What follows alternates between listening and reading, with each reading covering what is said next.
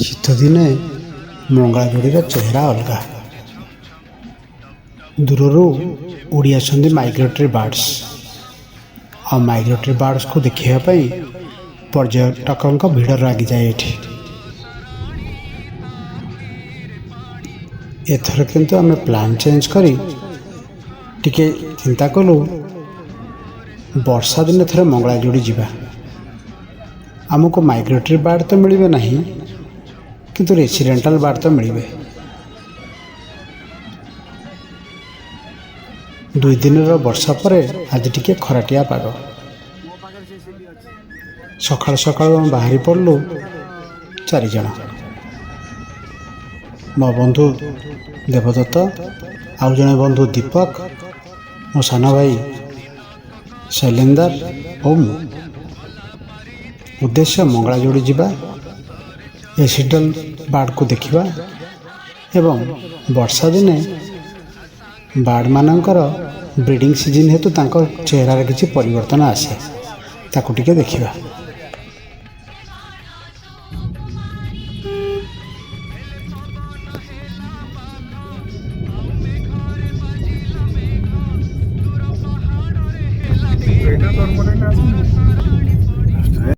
ହଜାରୀ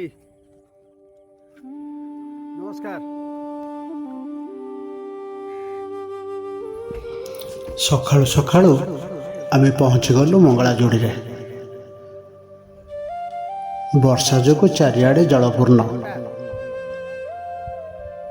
କିନ୍ତୁ ସକାଳର ସୂର୍ଯ୍ୟ ଉଦୟ, ଥଣ୍ଡା ପରିବେଶ ଏବଂ ଚାରିପଟେ କିଛି କିଛି ଚଢ଼େଇଙ୍କର ଉଡ଼ିବା ଦୃଶ୍ୟ ବହୁତ ଆମୋଦିତ ଥିଲା।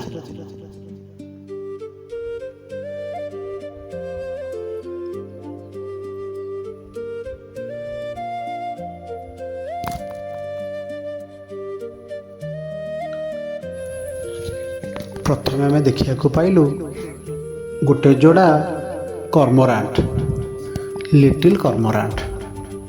ସେମାନେ ମଧ୍ୟ ବ୍ରିଡ଼ିଂ ପାଇଁ ନିଜକୁ ରେଡ଼ି କରୁଥାନ୍ତି। ଠିକ୍ ଭାବେ କହିପାରୁନି, ଇଏ ହେଲା ଗୋଟେ ମେଲ୍ ଚଢ଼େଇ। ମେଲ୍ କର୍ମୋରାଣ୍ଟ ଫିମେଲ୍କୁ ଆଟ୍ରାକ୍ଟ କରିବା ପାଇଁ ବିଭିନ୍ନ ପ୍ରକାର ନୃତ୍ୟ ପ୍ରଦର୍ଶନ କରୁଥିଲା। ଦେଖନ୍ତୁ କେମିତି ଡେଣା ଛାଡ଼ି ପଛକୁ ପଛକୁ ମଧ୍ୟ ଯାଉଛି।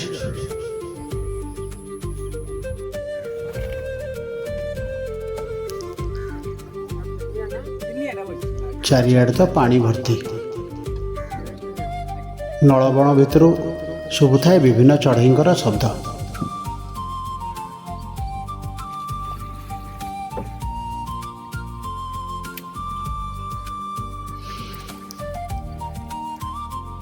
ଆମେ ଡଙ୍ଗା ବୁକ୍ କରି ଚାଲିଲୁ ଭିତରକୁ। ଇଏ ହେଉଛି ହଜାରୀ, ଆମ ପୁରୁଣା ବନ୍ଧୁ ଏବଂ ଗାଇଡ଼ ମଙ୍ଗଳାଯୋଡ଼ିରେ। ଆମେ ଯେବେ ବି ମଙ୍ଗଳାଯୋଡ଼ି ଆସୁ ତାଙ୍କୁ ଆଗରୁ ଫୋନ୍ କରି କହିଦେଇଥାଉ, ସେ ଆମ ପାଇଁ ଡଙ୍ଗା ରଖିଥାନ୍ତି ଏବଂ ଆମେ ତାଙ୍କରି ଡଙ୍ଗାରେ ହିଁ ଯାଉ ବିଭିନ୍ନ ପ୍ରକାର ପକ୍ଷୀକୁ ଦେଖିବା ପାଇଁ। ଭରତପୁରରେ ଆପଣ ରାସ୍ତାରେ ବୁଲି ଚଢ଼େଇ ଦେଖିବାକୁ ପଡ଼େ। ସେଥିପାଇଁ ଆପଣ ସାଇକେଲ ବା ଅଟୋ ବା ରିକ୍ସାରେ ଯିବାକୁ ପଡ଼େ। କିନ୍ତୁ ମଙ୍ଗଳାଯୋଡ଼ିରେ ଡଙ୍ଗାରେ ବୁଲି ଫଟୋ ଉଠାଇବାକୁ ପଡ଼େ।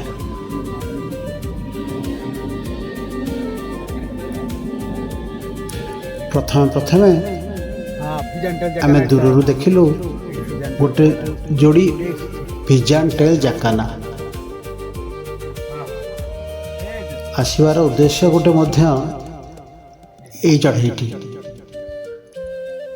ସାଧାରଣ ସମୟରେ ଆର ଆକାର ଗୋଟେ ଛୋଟ କୁକୁଡ଼ା ପରି, କିନ୍ତୁ ବ୍ରିଡ଼ିଂ ସିଜନ୍ରେ ଆଙ୍କର ପୁଛଟା ଏକଦମ ଲମ୍ବା ହେଇଯାଏ, ପ୍ରାୟ 2 ଫୁଟ ଖଣ୍ଡେ ଲମ୍ବା ହେଇଯାଏ। ପୁଣି ବ୍ରିଡ଼ିଂ ସରିଗଲେ ମନକୁ ମନ ଏଇ ପୁଛଟି ଝଡ଼ିଯିବ। ଦେଖିବା, ଗୋଟେ ସୁନ୍ଦର ଫଟୋ ଉଠାଇ ଆପଣମାନଙ୍କୁ ଦେଖାଇବୁ।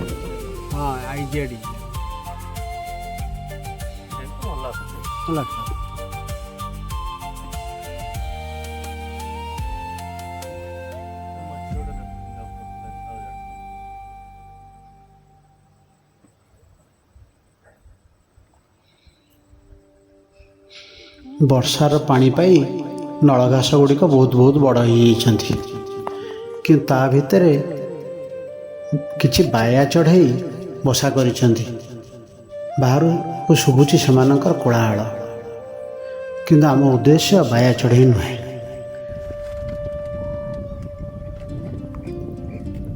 ଏ ଦେଖନ୍ତୁ ଗୋଟେ ପିଜାଣ୍ଟେଲ୍ ଜାକାନା। ଆଉ ଟିକେ ଜୁମ୍ କଲେ ଦେଖିପାରିବେ ତା ଲାଞ୍ଜର ଲମ୍ବା। ଏଇ ମାସେ 2 ମାସ ପାଇଁ ତା ଲାଞ୍ଜର ଲମ୍ବା ଏତିକି, ତାପରେ ସେ ଛୋଟ ହୋଇଯିବ ଏବଂ ଝଡ଼ିଯିବ।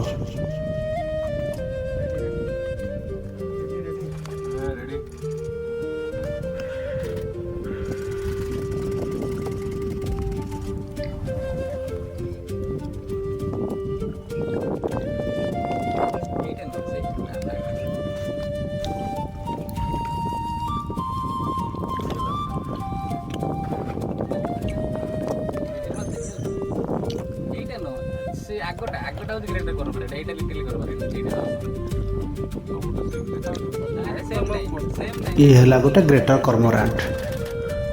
एटी उभय ग्रेटर एवं लेसर कर्मोरांट दुईटी जाक मिलती।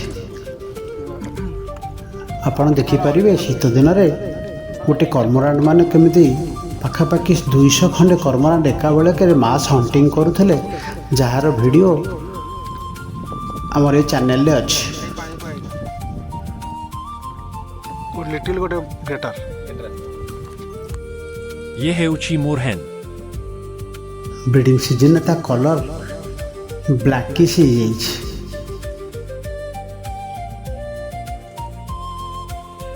एवं थंट उपरटा केमती लाल रंग देखा जाउछि।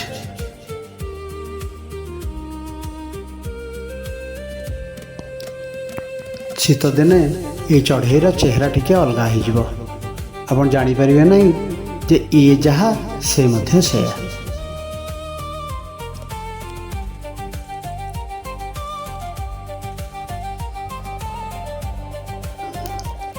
डोव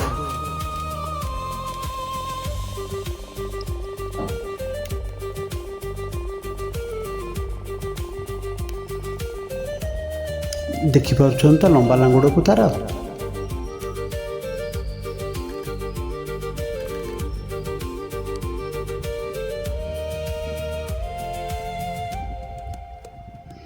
जदिओ बेसी चढ़ई दे नहांती तथापि दृश्य किछि कम सुंदर नुहे। एइट देखंतु केते लंबा लांगुड़ हो जाइछि।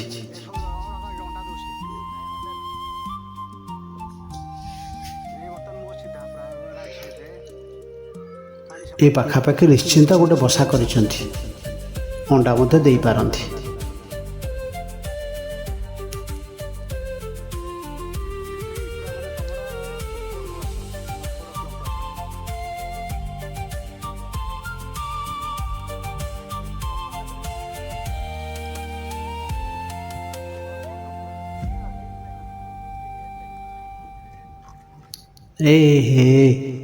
तांको बसा को बोधे गोटे स्वापेंट से पाखापाखि चली आसी काले अंडा बा बसा प्रति किसी विपद आसो से जगी रही आटाक करुँच।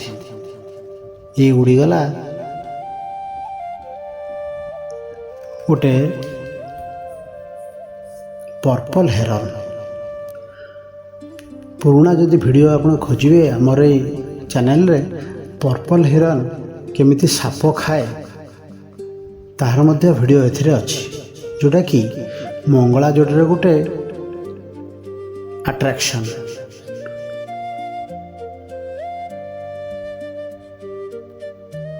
भरतपुर रे मध्य एमाने अछंती, पर्पल हेरन अछंती।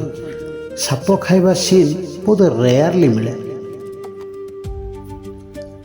ये सापखिया सीन को शूटिंग करने शीत दिने विभिन्न पर्यटक माने एठिकी आसंती, भीड़ लगी जाए।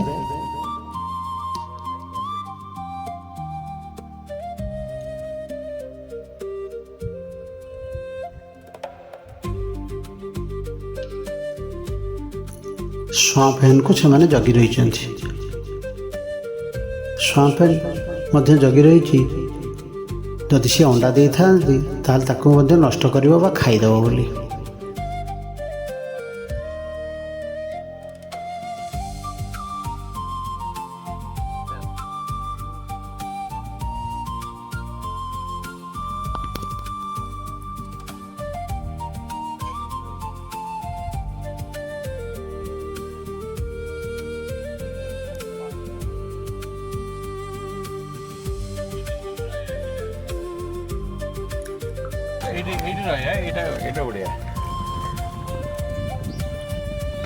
ये पाखरे मिलगला आउ गोटे जकाना नेक्स्ट करती हो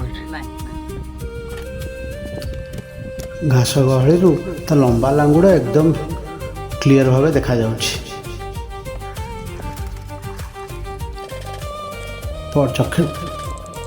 पक्षी को उड़े तार उड़ीवा दृश्य को शूटिंग करने आम टे पाखक जावाई चाहिलु। डंगा हलुवा जो फोकस टे प्रोब्लेम हो तेणु फोटोटी क्लियर आसुना तथापि जना पड़ुछि ता लंबा लांगुड़।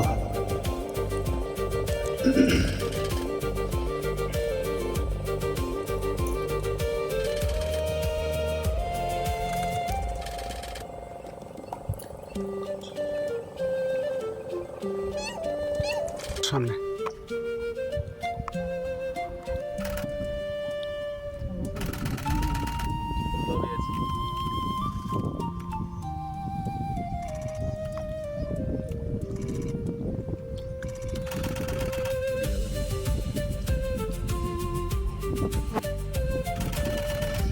किछि दूर आसला पर आम देखिलु चिंगुड़ी जाल रे पशि जाइछि गोटे साप।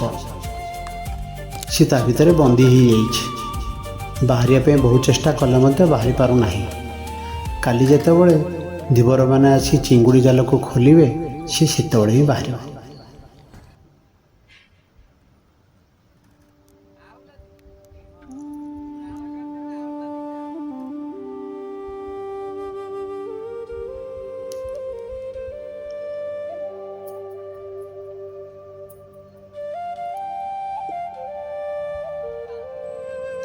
एठी आमे देखिया पाइलु गोटे व्हाइट चेस्टेड किंगफिशर एवं ता थंटारे थिला गोटे छोट माछ।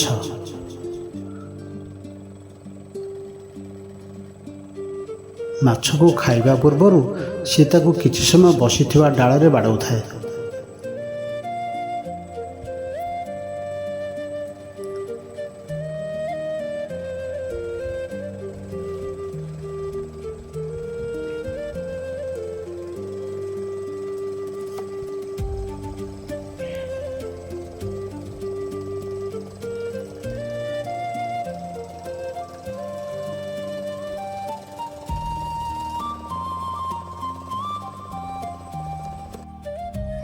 ब्रोंज विंग जाकाना से जो जाकाना आपको देखी सी है फिजांटेल जाकाना। ये किंतु अलग प्रकार जाकाना। ये जाकाना मानकर जो गोड़र आंगुली गुड़ाक बहुत लंबा प्राय 6 ରୁ 8 इंच जद्वारा कि से माने आराम से पानी ऊपर थिबा पत्र ऊपर चली पारंते। ये पर्पल हेरन किछि गोटे शिकार उद्देश्य चली हाव भाव जना जाऊँ से केउठी ना केउठी किछि गोटे शिकार करिवो।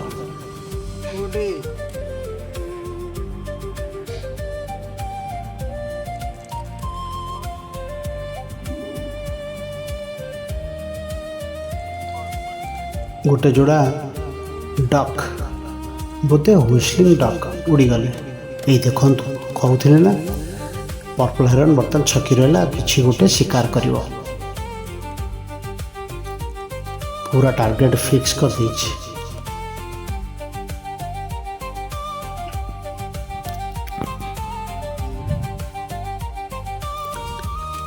ना फेल हो गला टार्गेट फेल्योर।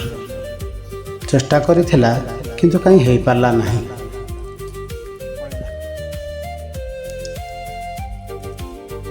ଫେରିଗଲା ସେ ନିଜ ବାଟରେ। ପୁଣି ଚେଷ୍ଟା କରିବ ଆଉ ଥରେ। ସେଥିପାଇଁ ତ କହନ୍ତି ବକ ଧ୍ୟାନ।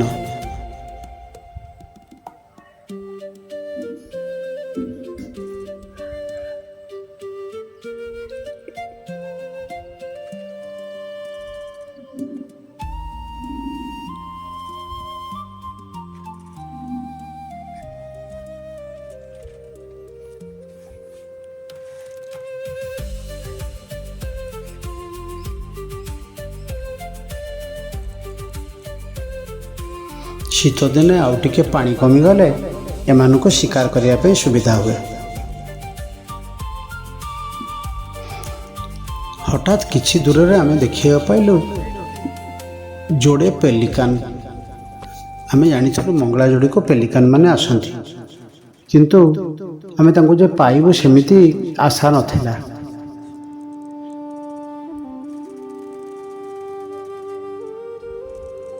ଯାହା ହଉ ପେଲିକାନ ତ ମିଳିଲେ, ଖବର ମଧ୍ୟ ମିଳିଲା କିଛି ଦୂରରେ ଗୋଟେ ଗ୍ରୁପ ଅଛନ୍ତି, ପୁରା 10-15ଟି ପେଲିକାନ ଅଛନ୍ତି।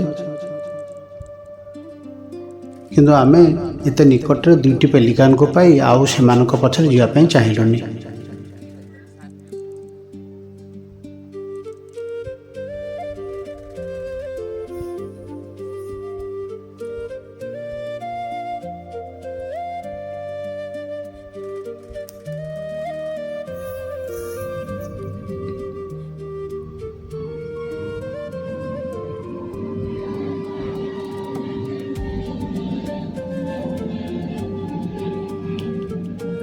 ବେଶୀ ଟୁରିଷ୍ଟ ନଥିବାରୁ ମାତ୍ର ଯୋଡ଼ିଏ କି 3ଟି ଡଙ୍ଗା ହିଁ ଏଠି ଘୁରି ବୁଲୁଥାଏ, ଯାହାଦ୍ୱାରା କି ବାର୍ଡ଼ମାନେ ବେଶୀ ଡିଷ୍ଟର୍ବ ହେଉନଥାନ୍ତି ଏବଂ ଆମକୁ ମଧ୍ୟ ଧୀରେ ସ୍ଥିର ଭାବେ ଫଟୋ ଉଠାଇବା ପାଇଁ ସୁଯୋଗ ମିଳୁଥାଏ।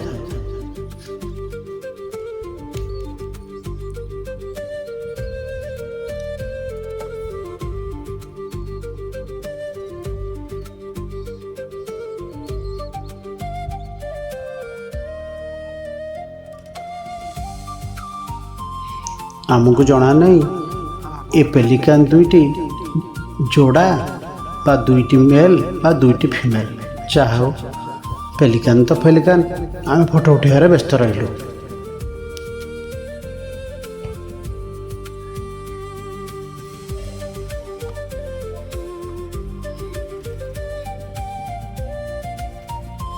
ବ୍ରିଡ଼ିଂ ସିଜନରେ 2ଟି ଗୋଟେ ଜେଣ୍ଡର ହେଇଥିବ ବୋଲି ଟିକେ ଭରସା ପାଉନାହିଁ।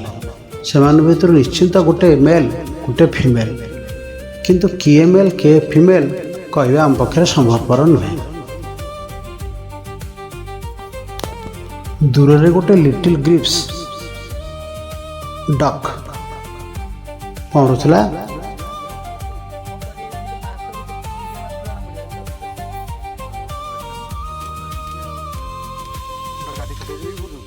ପେଲିକାନ ବାର୍ଡ଼ର ତଳ ଥଣ୍ଟ ତଳେ ଗୋଟେ ବିରାଟ ମୁଣିଟେ ଥାଏ।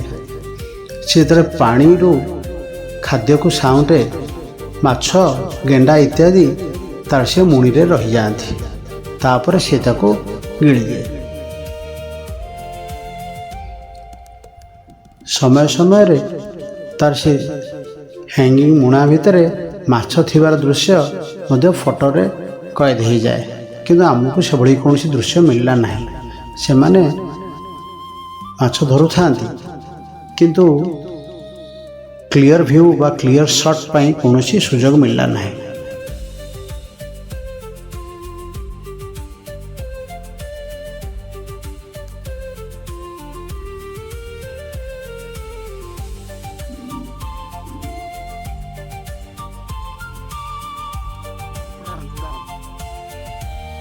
ଦେଖୁଛନ୍ତି ତ କେତେ ସୁନ୍ଦର ପକ୍ଷୀଟି, ଫୁଲ୍ ଭ୍ୟୁ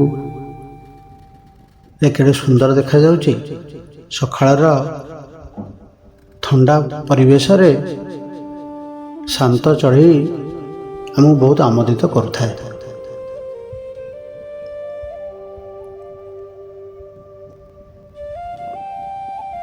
ଏମିତି ତ ଦେଖିଲେ ତାର ଥଣ୍ଟ ତଳର ମୁଣା ଦେଖାଯାଉ ନାହିଁ, ହଠାତ୍ ସେ ଉଡ଼ିବା ଆରମ୍ଭ କଲା। ଓଃ କି ସୁନ୍ଦର ଦୃଶ୍ୟ। ଧୀରେ ଧୀରେ ସେ ସେଠୁ ଉଡ଼ି ଅନ୍ୟ ଏକ ଜାଗାକୁ ଯିବା ପାଇଁ ଲାଗିଲା।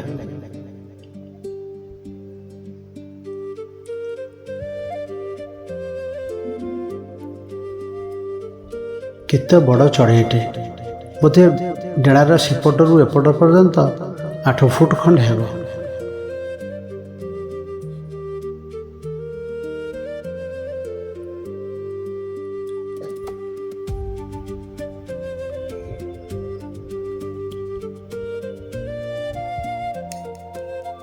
ଜଣେ ତ ଉଡ଼ି ଚାଲିଗଲା। ଆରେ ଆର ଜଣକ ମଧ୍ୟ ତା ପାଖରେ ଆସି ଉଡ଼ିକି ବସିଲା।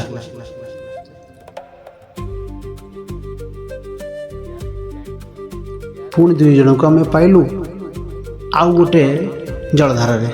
ସେଇ ମଙ୍ଗଳା ଯୋଡ଼ିର ବିଭିନ୍ନ ପ୍ରକାର ଜଳଧାରା ଅଛି। ଏଇ ଦେଖନ୍ତୁ ତା ମୁଣିଟା କେମିତି ଦେଖାଯାଉଛି।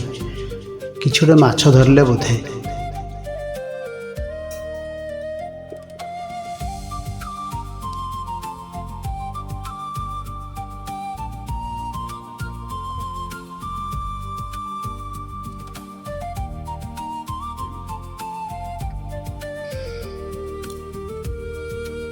ସମୟ ପାଖାପାଖି 10ଟା ହେବାକୁ ବସିଲାଣି। ବର୍ଷା ପରେ ଯେଉଁ ଖରାଟା ହୁଏ ବହୁ କଷ୍ଟଦାୟକ, ପିଠି ପୋଡ଼ି ପକାଉଥାଏ। ତେଣୁ ଆମେ ଏ ଖରାକୁ ସମ୍ଭାଳି ନ ପାରି ଯିବା ପାଇଁ ମନସ୍ଥ କଲୁ। କିଛି ତ ଭଲ ସଟ୍ ନିଶ୍ଚିନ୍ତ ମିଳିଛି। ଆପଣମାନେ ମଧ୍ୟ ଆକୁ ଦେଖି ଖୁସି ହେଇଥିବେ। ଶୀତଦିନ ଛଡ଼ା କେବେ ବି ଥରେ ଚେଷ୍ଟା କରନ୍ତୁ ବର୍ଷା ଦିନେ ଆସିବା ପାଇଁ ମଙ୍ଗଳା ଯୋଡ଼ି। କିଛି ନା କିଛି ଦୃଶ୍ୟ ନିଶ୍ଚିନ୍ତ ମିଳିବ, ନିରାଶ ହେଇ ଫେରିବାର ନାହିଁ। ଇଏ ମଧ୍ୟ ଉଡ଼ିବା ପାଇଁ ଉଦ୍ୟତ ହେଲା। ଡେଣା ମେଲେଇଲାଣି, ହଁ ଉଡ଼ିଲା। ସେ ମଧ୍ୟ ତା ବାଟରେ ଚାଲିଲା। ଆମେମାନେ ମଧ୍ୟ ଫେରିବା ଆରମ୍ଭ କଲୁ। ପୁଣି ଆଉ କିଛି ଭିଡ଼ିଓ ପାଇଲେ ଆମେ ଆପଣଙ୍କୁ ଦେଖେଇବୁ ଆଉ ଗୋଟେ ନୂଆ ବ୍ଲଗ୍ରେ। ଦୟାକରି ଭଲ ଲାଗିଥିଲେ ଲାଇକ୍ ସେୟାର କରନ୍ତୁ, ଯାଦ୍ୱାରା କି ଆମ ମଙ୍ଗଳା ଯୋଡ଼ିର ଆଡ଼ଭର୍ଟାଇଜ୍ ହେଉ, ଅନ୍ୟମାନେ ଜାଣନ୍ତୁ ଓଡ଼ିଶାର ସୌନ୍ଦର୍ଯ୍ୟ। ଜୟ ଜଗନ୍ନାଥ।